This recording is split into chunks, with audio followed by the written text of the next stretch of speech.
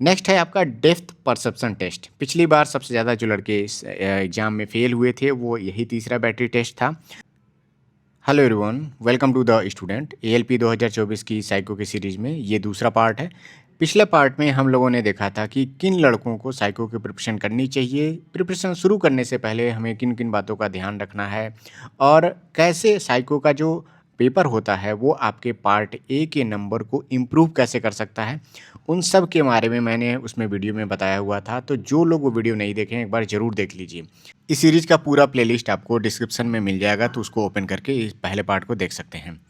इस वीडियो में हम बात करने वाले थे सबसे पहले पूरे सिलेबस के बारे में, कितने बैटरी टेस्ट हैं, हर एक बैटरी टेस्ट में कौन-कौन से क्वेश्चंस आते हैं, उसको करने का क्या तरीका है। एक बेसिक ओवरव्यू मैं इस वीडियो में देने वाला हूँ, उसके बाद से पार्ट 3 से हम एक-एक बैटरी टेस्ट को लेकर के एक-एक सेक्शन को लेकर के एक-एक वीडियो बनाएँगे, जिसमें ट्रिक कैसे सॉल्व करना है, उन सब चीज़ों के बारे में उसमें हम डिस्कस करेंगे। उसके बाद से दूसरा पॉइंट हम इसमें कवर करने वाले हैं कि हमें ऑनलाइन अथवा ऑफलाइन में कौन बेहतर है प्रिपरेशन करने के लिए, उसको हम वीडियो के लास्ट में कवर करेंगे।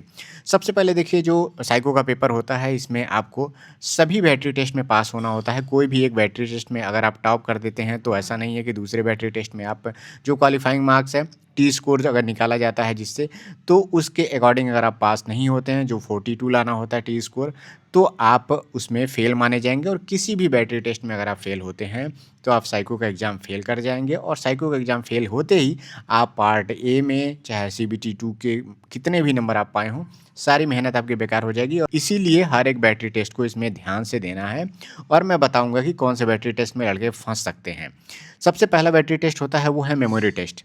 इस पूरे बैटरी टेस्ट का सबसे कठिन सेक्शन इसको माना जाता है, क्योंकि क्या है कि एक इमेज सामने खुलती है, उस इमेज को आपको याद रखना करना होता है 2 मिनट में, 3 मिनट में, और तुरंत वो इमेज गायब हो जाती है। और उसकी पोजीशनिंग के आधार पे, उसके डिजिट के आधार पे आपको अगले इमेज जो ओपन होगा उसमें आपको याद करके, उसको रिकॉल करके उसमें फिल करना होता है।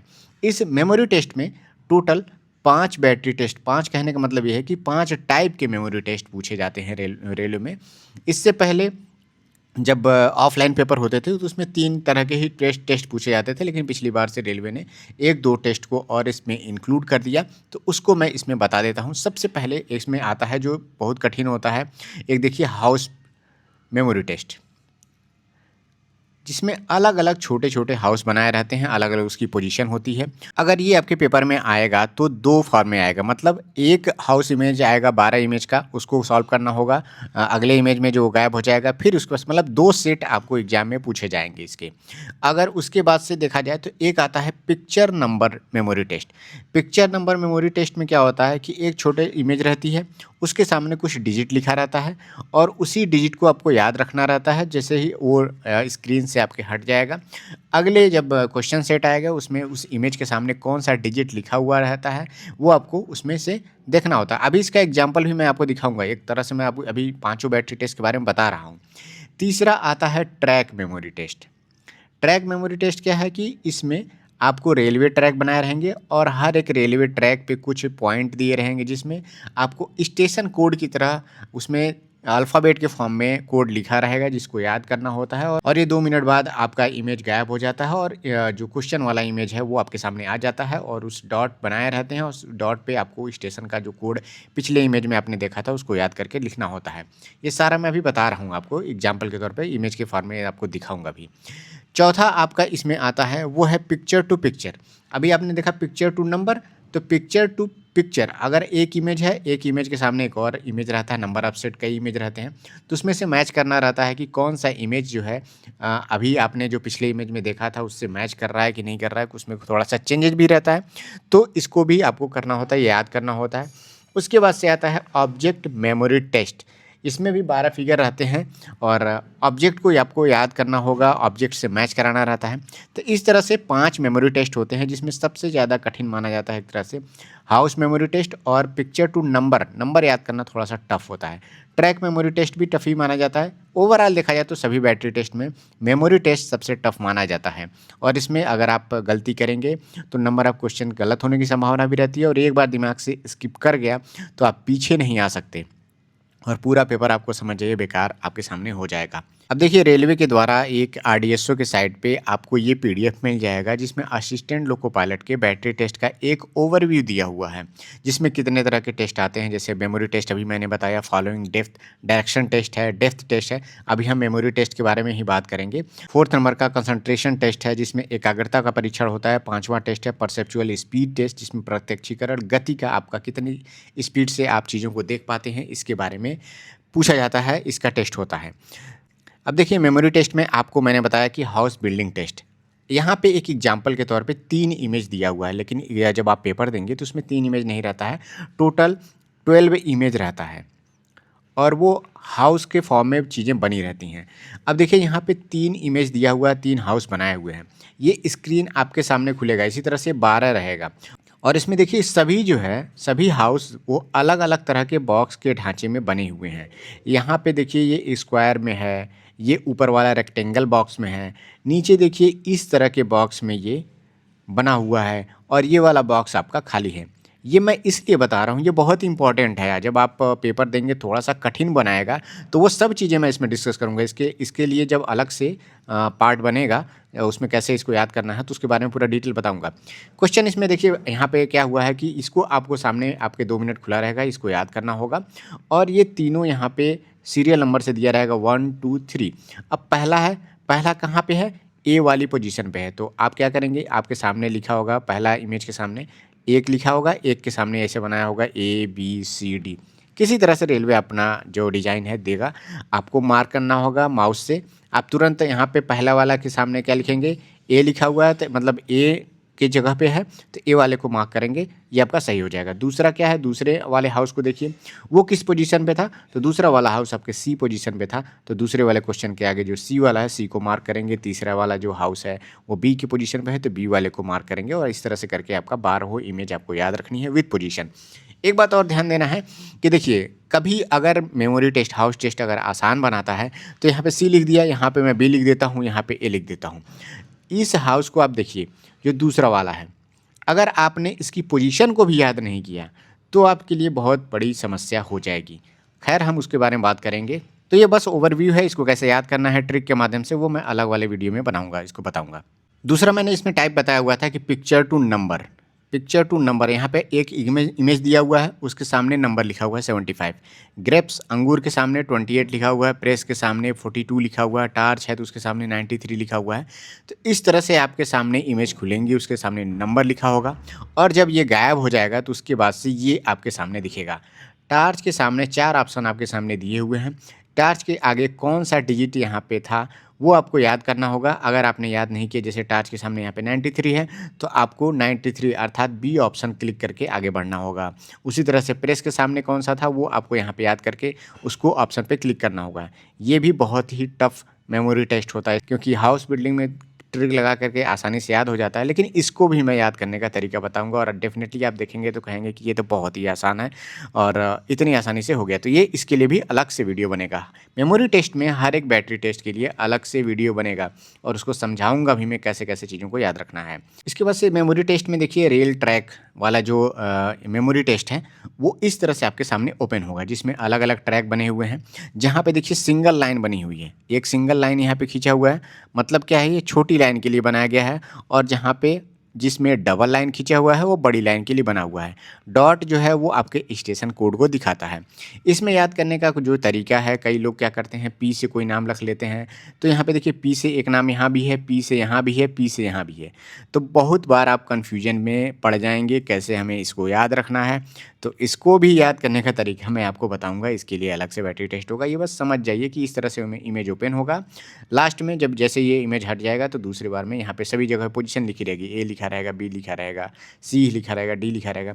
अब पोजीशन अगर आपने याद नहीं किया, इसके पोजीशन पे सी है, यहाँ पे बी है, अगर आपने VMR को बस याद कर लिया ऊपर ही है ये, अब कंफ्यूज हो सकते हैं आप इस जंक्शन पे था, इस जंक्शन पे था या फिर मेन लाइन में था, ये आपको याद रखना पड़ेगा। इसके लिए हम सारी चीज़ें कवर करेंगे उस वीडियो में। द स्टूडेंट चैनल पे जितने भी वीडियो आते हैं उसको एडिट करना, थंबनेल बनाना और सारा जो टेक्निकल का काम है, 2 लोग और हैं जो साथ में काम करते हैं। तो वीडियो टाइम पे टाइम आता रहे और वो लोग इतना मेहनत करते हैं, जिससे जो लोग साथ में काम करते हैं उनको पेमेंट किया जा सके और भी ज़्यादा वो लोग मन से काम करें और इधर साइको के पेपर में कंटिन्यूअस वीडियो आता रहे। क्योंकि मैं वीडियो जब भी बना देता हूँ तो उसको एडिट करने में, थंबनेल बनाने में और सारी चीज़ें अपलोड करने में वो लोग सहयोग करते हैं। ड्यूटी के साथ ये मैनेज करना मेरे लिए थोड़ा-सा टफ होता है। तो वो 2 लोग आप तक वीडियो समय से पहुँचा सकें, तो इसके लिए हम लोगों ने केवल ₹20 का कंट्रीब्यूशन डिसाइड किया हुआ है। तो ये आपके ऊपर है, आप चाहे तो इसमें कंट्रीब्यूट करना चाहें तो आप कर भी सकते हैं। इससे ज़्यादा भी अगर आप करना चाहते हैं, तो इससे ज़्यादा भी आप कर सकते हैं। उसके बाद से आता है दूसरा नंबर है जो फॉलोइंग डायरेक्शन टेस्ट, निर्देश समझने की योग्यता का परीक्षण। बहुत ही इम्पोर्टेंट है और पिछली बार क्या हुआ था, इसमें एक टेस्ट आता है वॉच। घड़ी वाला टेस्ट होता है। घड़ी की पोजीशन के आधार पे जितना टाइम इसमें बज रहा है, हर एक जगह पे अलग-अलग डिजिट लिखे रहते हैं और इसमें लिखा भी रहता है दाएँ से चौथे, तीसरे को लेकर के उससे दूसरा नंबर की पोजीशन पे कौन-सा अंक है, जस्ट अपोजिट कौन-सा अंक है। तो इसमें भी एक स्टेटमेंट में लेकर के और या से, तो इसको लेकर के बहुत कन्फ्यूजन रहती है, लोग पिछली बार भी कन्फ्यूज़ थे। तो इसके लिए भी अलग से टेस्ट बनाया जाएगा। इसमें 2 तरह के टेस्ट आते हैं। कभी इसमें जो पोजीशन पे नंबर लिखा रहता है, कभी डिजिट लिखा हुआ रहता है। तो दूसरा टेस्ट भी बहुत ही इम्पोर्टेंट है। ये क्या होगा कि ये आपके सामने ओपन रहेगा। एक घड़ी लेफ्ट साइड में आपके ओपन रहेगी, स्टेटमेंट आएगा और सही जवाब दे करके यहाँ पे फिर नेक्स्ट करेंगे तो घड़ी ओपन रहेगी। फिर दूसरा क्वेश्चन आएगा, फिर उसके 4 ऑप्शन रहेंगे, आपको सही क्लॉक के पोजीशन के आधार पे उसको करेक्ट करना होगा और इसी तरह से आपके क्वेश्चन इसमें आगे बढ़ते जाएँगे। नेक्स्ट है आपका डेप्थ परसेप्शन टेस्ट। पिछली बार सबसे ज़्यादा जो लड़के इस एग्ज़ाम में फ़ेल हुए थे वो यही तीसरा बैटरी टेस्ट था। डेप्थ परसेप्शन टेस्ट में पिछली बार आया था ब्रेक टेस्ट।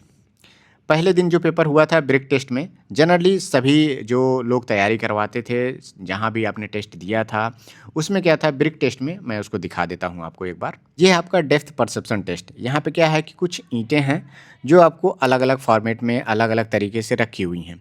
यहाँ पे आपको अनुमान लगाना रहता है कि कौन-सी ईंट जो है, कितने ईंटों से सटी हुई है। अब यहाँ पे देखिए, जैसे कहूँ कि पेपर में क्या लिखा हुआ है, यहाँ पे एग्ज़ाम्पल पे ए लिखा है, बी लिखा है, सी लिखा है, डी लिखा है, मतलब सीरियल नंबर से लिखा हुआ है। ए पूछा गया है कि ए कितने ईंटों से सटा हुआ है, तो डी और ई से केवल सटा हुआ है, ऊपर ना ही इसके कोई ईंट है, ना ही इसके साइड में ईंट है। तो डी का जो सही जवाब है, ए का जो सही जवाब है 2। बी का आप देखना है, बी कितने ईंटों से सटा हुआ है। तो देखिए, पहले तो डी और ई ऊपर से सटा हुआ है और सी साइड से सटा हुआ है, तो इसलिए 3 इसका सही जवाब हो गया। ऐसे केस में क्या हुआ कि यहाँ पे देखिए रेलवे ने एग्जाम्पल के भी तौर पे क्या कितना होशियारी का काम किया है कि ब्रिक के सामने A B C D E ऐसे करके दिया हुआ है। एग्जाम जब शुरू हुआ था तो उसने क्या किया था, ईंट बनाई थी, ऐसे अरेंज किया हुआ था पेपर में। यहाँ पे जो ए बी सी डी लिखा हुआ है, यहाँ पे क्या लिख दिया था, बी डी ए सी ई, इस तरह से। और यहाँ पे ऑप्शन में क्या दे दिया, 1 ईंट, 2 ईंट, 3 ईंट, 4 ईंट, 5 ईंट। ठीक है, ऐसे करके 2 3 4 5, और उसके बाद से 5 4 3 2 1 1 2 3 4 ऐसे करके दे दिया था। तुरंत लड़के क्या कर रहे थे, ये नहीं देख रहे थे बी डी, बी का पूछा है पहले कि डी का पूछा है। तुरंत क्या हुआ, ये तो नहीं था। अब तुरंत क्या हुआ कि पहला देखा, पहला तुरंत एक, अब यहाँ पे देखने से पहले ही उन्होंने ए का काउंट कर लिया, 1 2 3 4 ऐसे कर लिया, 4 पे क्लिक करके आगे बढ़ गए। ऐसे बी का कर दिया, सी का कर दिया, डी का, इधर देख ही नहीं रहे कोई लोग। पेपर जब आधा ख़त्म हो गया, मतलब ब्रिक वाला सेक्शन का आधा पेपर ख़त्म हुआ, कई लोगों को तब याद आया, अरे यार तो सारा सीरियल नंबर अलग अलग करके दिया हुआ है। वो लोग बस समझिए इतना टेंशन में आ गए कि उन लोगों का या तो छूट गया। कई लोगों ने तो पूरा पेपर ही कर लिया, मतलब पूरा ब्रिक टेस्ट कर लिया, तब भी नहीं उन्हें समझ में आया कि क्वेश्चन का जो सीक्वेंस है वो अलग करके दिया हुआ था। और ज़्यादा से ज़्यादा लड़के पहले दिन जो एग्ज़ाम हुआ था, पहले शिफ्ट में लड़के फेल कर गए ब्रिक्स में, और उनके नंबर किसी के 80 प्लस थे, किसी के 75 प्लस थे, और बहुत ज़्यादा उनका नुकसान हो गया इसमें। लेकिन बाद में जैसे ही पेपर दे करके आते हैं, रिव्यू आने शुरू हो जाते हैं और यहाँ पे लोगों ने इसको ध्यान दिया और पास हो गए। इसको भी कैसे सॉल्व करना है मैं बताऊँगा तरीका, और इसमें भी बहुत तरह तरह के कन्फ्यूजन्स लोगों के मन में बनी रहती है। हालाँकि ये पिछले बैटरी टेस्ट के अलावा मेमोरी टेस्ट से ज़्यादा कठिन ये नहीं है। थोड़ा सा इसमें ध्यान देना होता है ना, क्योंकि बार बार अब बहुत ही एकाग्र होकर के इस इमेज को देखेंगे तो ये 3D इमेज तुरंत पलट जाता है। ये बहुत दिक्कत वाली बात होती है। एकदम ध्यान से आप देखिए तो इसकी लंबाई चौड़ाई तुरंत पलट जाएगी और ईंट उल्टी तरह से दिखना शुरू हो जाता है। तो ये बहुत दिक्कत होता है इस बैटरी टेस्ट में, तो उसको भी याद करने का तरीका मैं बताऊँगा। नेक्स्ट है 4th नंबर का आपका कंसंट्रेशन टेस्ट, एकाग्रता परीक्षण। इस टेस्ट की खास बात ये है कि इसमें आपको टाइम इतना कम मिलता है और आपके सामने क्वेश्चन की संख्या इतनी ज़्यादा रहती है कि अगर आपने स्पीड को बना के नहीं रखा, इसमें कंसंट्रेशन नहीं बनाया, तो क्वेश्चन गलत होता है। और इसी पेपर में मतलब इसी बैटरी टेस्ट में आपको करना क्या होता है कि अगर आपने एक क्वेश्चन कर लिया तो उसे दोबारा क्रॉस चेक नहीं करना है। ऐसा अगर करेंगे तो आप इसमें कोई ना कोई क्वेश्चन या फिर हो सकता है लास्ट में 2, 4, 10 क्वेश्चन आपका छूट जाए। तो इस क्वेश्चन को कैसे करना है एग्जाम्पल में आपको दिखा देता हूँ। इसमें कितने तरह के, इसमें 2 तरह के टेस्ट होते हैं, 2 टाइप के इसमें टेस्ट होते हैं। कंसंट्रेशन वाले में सबसे पहला जो टेस्ट होता है यस और नो का। यहाँ पे करना क्या होता है, एक डिजिट यहाँ पे लिखी हुई है, बहुत सिंपल लिखा हुआ 589 और यहाँ पे 589 दोनों आपस में बराबर है, मतलब इसको यस लिखना है। अगर दोनों आपस में बराबर नहीं है तो आपको नो लिखना है। यहाँ पे देखिए दूसरे में लिखा है 2768 और यहाँ पे लिखा है 2786, तो ये बराबर नहीं है तो नो इस पर क्लिक होगा। यहाँ पर देखिए लिखा है 36463 36462, तो यहाँ पे ये बराबर नहीं है तो नो लिखना है। इसीलिए आपको तुरंत जल्दी जल्दी देखना है और तुरंत yes no yes no yes no ऐसे क्लिक करते हुए आगे बढ़ना है। अगर आप तुरंत नो पे क्लिक कर दिए और फिर आप डिजिट को फिर देख रहे हैं, फिर नो पे क्लिक कर रहे हैं, फिर देख रहे हैं नो पे, तो ऐसे में क्या होगा, आपका कंसंट्रेशन डिस्टर्ब होगा। एक ही क्वेश्चन को 2-2 बार क्रॉस चेक करने से कोई फ़ायदा नहीं होता। अगर कोई क्वेश्चन गलत भी हो जाता है तो आपका इस पेपर में नेगेटिव मार्किंग नहीं है। तो पहला एक टेस्ट ये होता है। दूसरा यहाँ पे इसमें टेस्ट होता है फाइंड द नंबर 6 एंड 9। तो कभी कभी 6 पूछ लेता है, कभी कभी 9। तो इस बैटरी टेस्ट में ध्यान क्या आपको देना है कि जब भी बैटरी टेस्ट शुरू होता है तो उससे पहले 3 से 4 मिनट का आपको टाइम मिलता है इंस्ट्रक्शंस पढ़ने का। तो इंस्ट्रक्शंस अगर आपने नहीं पढ़ा, 6 को आप ध्यान से देखिए, 6 और 9 दोनों देखने में एक ही जैसे होते हैं।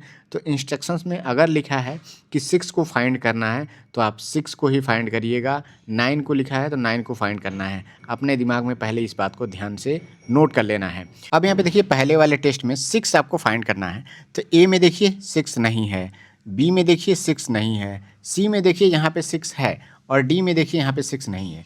तो अगर पेपर में कहता है कि फाइंड द 6 आपको निकालना है और बी में ही 6 आपको मिल गया तो तुरंत आपको बी क्लिक करके आगे बढ़ जाना है। बाकी आगे के 2 नहीं देखने हैं, क्योंकि रेलवे चारों ऑप्शन में से किसी एक में ही 6 को लिखेगा। अगर फाइंड द 9 कहेगा तो किसी एक में ही आपको 9 देखने को मिलेगा। तो कौन कौन सी इसमें भी गलतियां हो सकती हैं उसके बारे में हम इसके अलग से वीडियो बनाएंगे, तो इस पर हम डिस्कस करेंगे। और इसमें कम टाइम में ज़्यादा से ज़्यादा क्वेश्चन इसमें करना होता है, तो इसमें भी गलतियां होती हैं। इसमें क्या होता है, सबसे ज़्यादा क्वेश्चंस छूटने की संभावना होती है और दूसरा क्या है कि क्वेश्चन जल्दबाजी में गलत भी होता है इसमें। अगर आपका माउस पे पकड़ नहीं है, अगर आप मोबाइल पे टेस्ट दे रहे हैं तो इसका नुकसान जो है मैं पहले ही वीडियो में बता चुका हूं कि अगर माउस से अगर टेस्ट आप नहीं दे रहे हैं, कंप्यूटर पे या लैपटॉप पे नहीं दे रहे हैं, तो आपका नुकसान होगा और ऐसे ही बैटरी टेस्ट में आपके क्वेश्चन छूटेंगे, जिससे आप किसी भी एक बैटरी टेस्ट में फेल होकर के आप एग्जाम से बाहर हो जाएंगे। अब बात करते हैं 5th नंबर का पॉइंट है यहाँ पे परसेप्चुअल स्पीड टेस्ट, प्रत्यक्षीकरण गति परीक्षण आपका होता है। और इसमें किन बातों का ध्यान देना है आपको एग्जाम्पल के माध्यम से समझा देते हैं। इसमें आप देखिए क्या होगा कि आपके सामने एक पहला क्वेश्चन यहाँ पे दिया हुआ है, 4 इमेज यहाँ पे दिए हुए हैं, सामने आपके 5 इमेज दिया हुआ है। आपको मैच क्या कराना होता है कि पहला जो इमेज है इसमें से किससे मैच कर रहा है, तो आप उसको तुरंत क्लिक करेंगे। पहले का जो इमेज है वो ई से मैच कर रहा है, बी वाला जो इमेज है वो किससे मैच कर रहा है, वो डी वाले से मैच कर रहा है, सी वाला किससे मैच कर रहा है, वो आपका मैच कर रहा है ए से, और डी वाला जो इमेज है वो आपका मैच कर रहा है बी से। एक इमेज आपको इसमें एक्स्ट्रा दिखेगा। तो ज़्यादातर लोगों की कन्फ्यूजन इसीलिए होती है क्योंकि आपने 3 इमेज तो मार्क कर दिया, तो चौथा इमेज तो बाय डिफ़ॉल्ट आप मार्क कर देंगे। इसीलिए रेलवे इसमें इन चारों इमेज को मैच कराने के लिए 5 इमेज देता है। तो इसमें भी आपका प्रत्यक्षीकरण का टेस्ट होता है और इसमें भी लड़के कन्फ्यूज होते हैं। पिछली बार इसमें एक और टाइप का टेस्ट होता है कि एक इमेज यहाँ पे दिया रहता है, ठीक है, वो कुछ भी लिखा होगा, सामने आपके 5 इमेज दिए होंगे, ठीक है। अब मैच कराना होगा कि ये इमेज अलग अलग बॉक्स में ऐसे 5 इमेज दे देगा, 4 भी इमेज दे सकता है।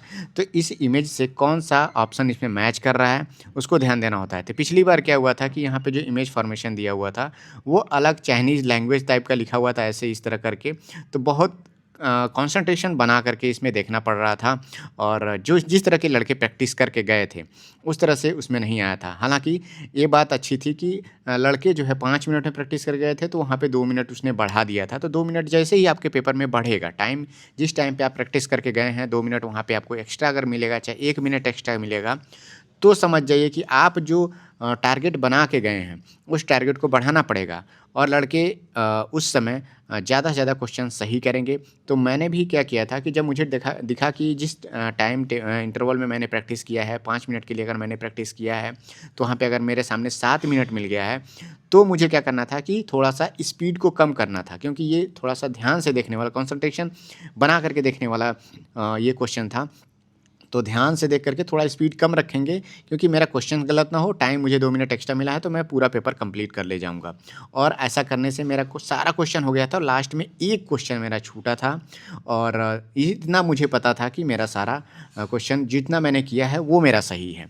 तो इसलिए जब टाइम बढ़ाएगा रेलवे, तो आपको थोड़ा-सा स्पीड अपनी कम करनी है, जिससे क्या हो कि जो क्वेश्चन मैं अटेम्प्ट करूँ वो गलत ना हो। लेकिन क्रॉस चेक नहीं करना है, इसका आपको ध्यान देना है। थोड़ा-सा स्लो हो सकते हैं, लेकिन क्रॉस चेक आपको नहीं करना हर क्वेश्चन में, क्योंकि उसमें समय ज़्यादा नुकसान होता है। तो ये था पूरा पाँचों बैटरी टेस्ट मैंने आपको यहाँ पे बता दिया है।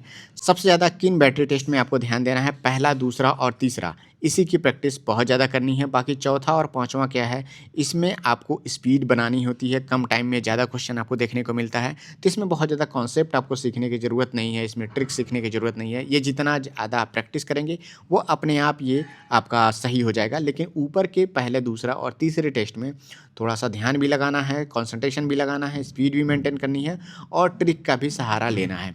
तो इसके लिए हम एक-एक बैटरी टेस्ट देखेंगे। अगले पार्ट में हम मेमोरी टेस्ट के हाउस मेमोरी टेस्ट को कवर करेंगे और उसमें मैं बताऊँगा कि कौन-कौन से ट्रिक लगा करके आपको उसको सॉल्व करना है। दूसरा पॉइंट है, मैं यहाँ पे बता देता हूँ, जितने लोग प्रिपरेशन कर रहे हैं ऑनलाइन हो या ऑफ़लाइन, अगर आप लोग ऑनलाइन प्रिपरेशन करना चाहते हैं, तो किसी का कोर्स मुझे नहीं लगता है लेने की ज़रूरत है। साइको के हर एक बैटरी टेस्ट के बारे में detail video the student channel पे भी मिल जाएगा और अदर चैनल पे भी, जहाँ भी आपको अच्छा लगे वहाँ भी आप जाकर देख सकते हैं। हाँ, केवल आपको इसमें ऑनलाइन टेस्ट देना है, ऑफ़लाइन टेस्ट से इससे कोई फ़ायदा नहीं होगा। कंप्यूटर पे, लैपटॉप पे ही टेस्ट दीजिए, माउस का यूज़ करिए मैक्सिमम से मैक्सिमम। जितने लोग द स्टूडेंट चैनल पे नए हैं, चैनल को सब्सक्राइब कर लीजिए और इसके टेलीग्राम ग्रुप को जाकर के ज्वाइन कर लीजिए। तो मिलते हैं नेक्स्ट वीडियो में। Thank you, all the best.